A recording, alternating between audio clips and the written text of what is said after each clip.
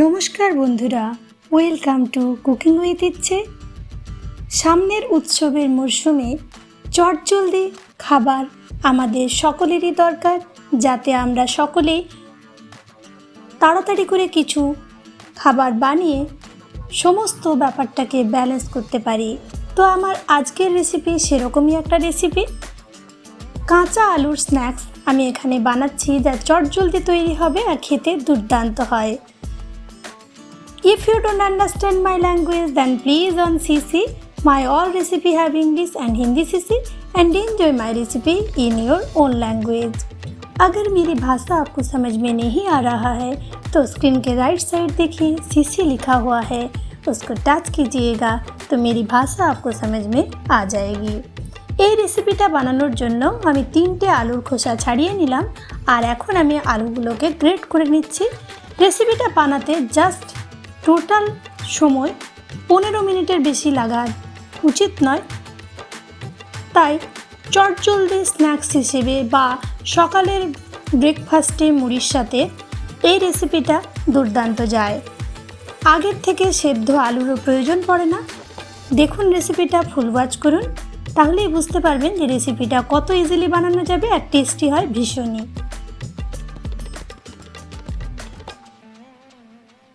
আমি খোসা ছাড়ানো আলুগুলো ভালো করে জল দিয়ে ধুয়ে আর এখানে ভালো করে গ্রেট করে নিলাম। তবে একেবারে মিহি গ্রেট করব না, একটু মোটা যে দিকটা সেই দিকে আমি গ্রেটটা করলাম।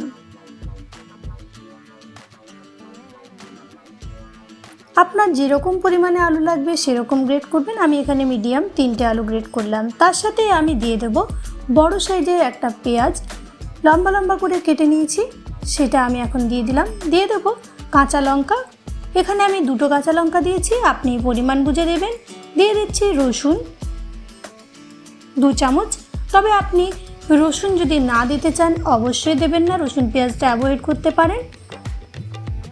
দিয়ে দিলাম বড় চামচের 1 চামচ গোটা জিরে, বড় চামচের 1/2 চামচ কালো জিরে, টেস্টটা আরও ভালো হবে।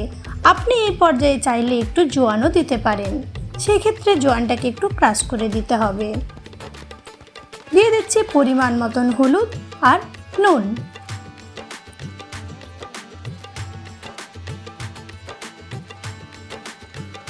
এখন এই রেসিপিটাতে ঠিকঠাক বাইন্ডিং আসার জন্য আমি অ্যাড করছি একটু বেসন।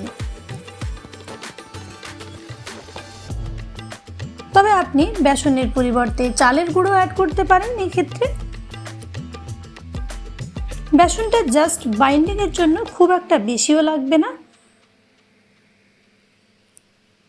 আর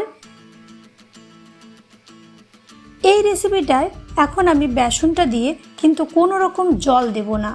আলুর ময়েশ্চার যে আছে সেটাতেই কিন্তু আমাদের বেসনটা ভালোভাবে মাখা হয়ে যাবে, তাই এটাতে জল অ্যাড করবেন না। জল অ্যাড করলে পকোড়ার মতো হয়ে যাবে, কিন্তু এরকমভাবে বানালে আরও বেশি ভালো হবে। ভালো করে কিন্তু মেখে নিতে হবে সমস্ত ইনগ্রেডিয়েন্টস একসাথে। আর যখন হাতের সাহায্যে পুরো একটা মণ্ড পাকানো যাবে, তখনই বুঝবেন যে আপনার রেসিপিটা সেকেন্ড পর্যায়ে যাওয়ার জন্য রেডি হয়ে গেছে। ব্যাস, এখন আমরা চলে যাব পরবর্তী পর্যায়ে। পরবর্তী পর্যায়ে আমরা প্রথমেই কড়াইয়ে বেশ খানিকটা তেল গরম করে নিয়েছি।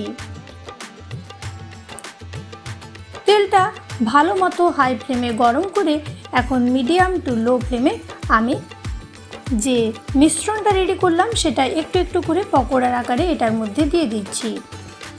আর যেহেতু আলুটা কাঁচা আছে, প্রথম পর্যায়ে আমার কিন্তু আঁচটা লো থাকবে, যাতে আলুটা ভালোভাবে আমাদের সেদ্ধ হয়ে যায়।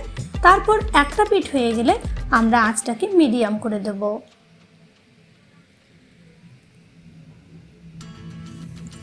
রেসিপি যদি ভালো লাগে প্লিজ একটা লাইক দিতে ভুলবেন না যেন। কমেন্ট করে জানাবেন যে রেসিপি কেমন লাগলো। আর চ্যানেলে প্রথম দর্শক বন্ধু হলে প্লিজ ফুল ভিডিওটাকে ওয়াচ করে চ্যানেলটাকে সাবস্ক্রাইব করতে ভুলবেন না যেন। পাশের নোটিফিকেশান বাটনটাকে অবশ্যই অলে সেট করবেন। হয়ে গেছিল, এখন আমি তুলে নিলাম। বাকি মিশ্রণটারও আমি এরকমভাবে ফ্রাই করে নিচ্ছি। আর এমনই নিত্য নতুন রেসিপি পেতে প্রতি সোম বুধ শুক্র সন্ধ্যে 6টা ভারতীয় সময়ে আমার সাথে থাকতে ভুলবেন না যেন। তাহলে দেখতেই পেলেন কাঁচা আলু দিয়ে কি সুন্দর একটা টেস্টি রেসিপি বানানো গেল। স্ন্যাক্স থেকে সকালের জন্য একেবারে পারফেক্ট আর খুবই অল্প সময়ে তৈরি হবে। অবশ্যই ট্রাই করবেন। সবাই ভালো থাকবেন, সুস্থ থাকবেন।